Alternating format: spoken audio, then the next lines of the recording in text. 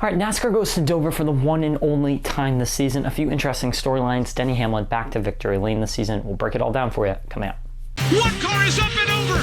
Barrel rolling down the back straightaway. Clear. And Larson's in the wall. I beat your favorite driver. And who would that be? All of them. Goes to Kyle Busch. That's right. Contact between Chastain. Oh, they're in the wall.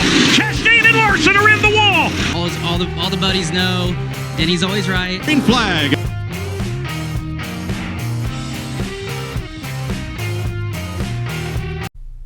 Hello everyone and welcome back to another video. My name is Cameron Simpson. Great to have you with us on another edition of the show. So much to talk to, really. It is remarkable how much is going on, how much we have to discuss, and what really is becoming a fantastic NASCAR season, and big congratulations to everybody out there running this great year so far. We go to Bristol, and I think a lot of people are talking about, all right, what's gonna happen with this tires? What's gonna happen with this? What's gonna happen with that? And honestly, we never got any of that, really. The tires didn't become much of an issue.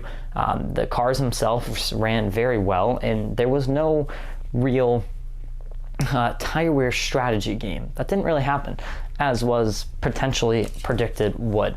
Today we saw mainly aero blocking, aero defense game. I heard it said a couple times this week that NASCAR is becoming a sport of defense, not a sport of making passes, not a sport of charging to the front. It's a sport of qualifying in the front and being able to block your way in the front of the field and not get into the back of the field. This is what NASCAR is becoming, and it's 100% accurate. NASCAR is becoming the sport of aero blocking, aero this.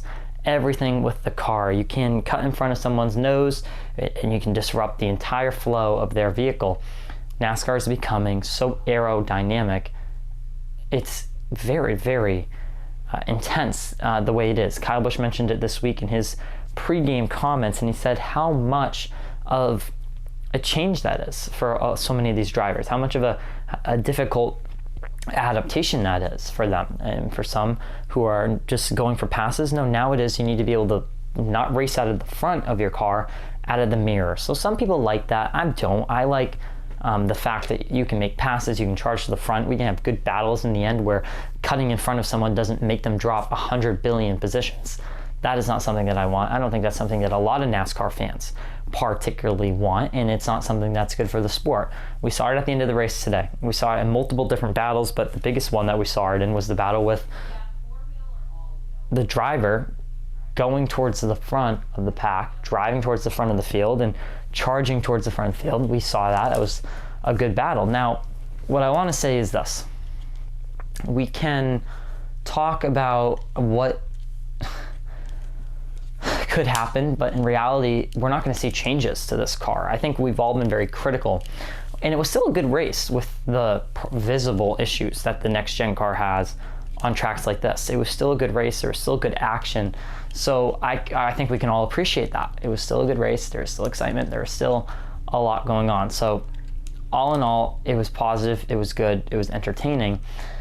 What was more on the downside, what was more on the downfall, more of the negatives with today's race had to be those aero blocks. And, you know, did the best driver win? Potentially.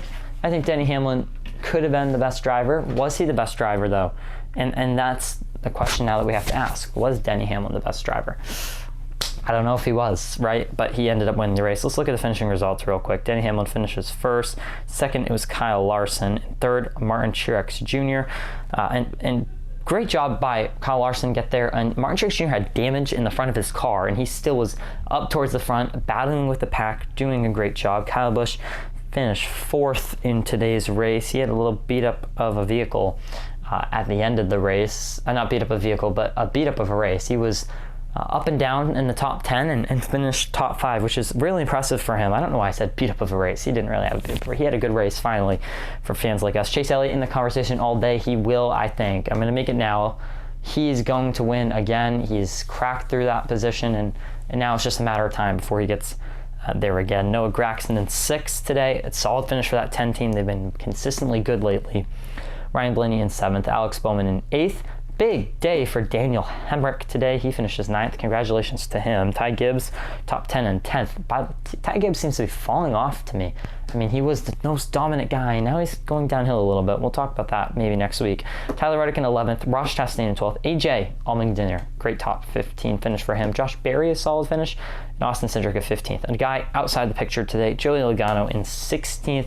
And I just want to mention these guys all involved in that crash towards the end of the race. Wallace, Byron, Bell, and then Stenhouse had his own wreck. I mean, for the guys like Bell and, for Byron, I mean, this is now, and for the Toyota guys like Wallace, for Wallace, this is now 2 weeks in a row where he's wrecked out in a major crash towards the end of the race, having a solid looking car.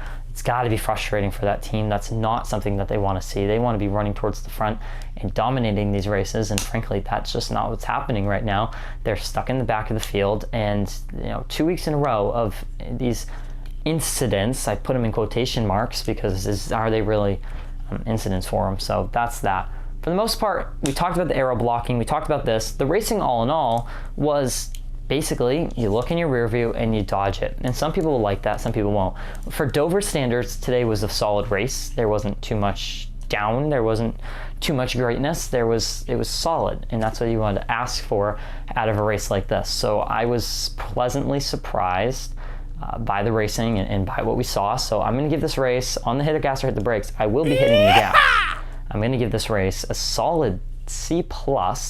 I think it deserves it. Was it hard to pass? Extremely. Was it impossible to pass? No.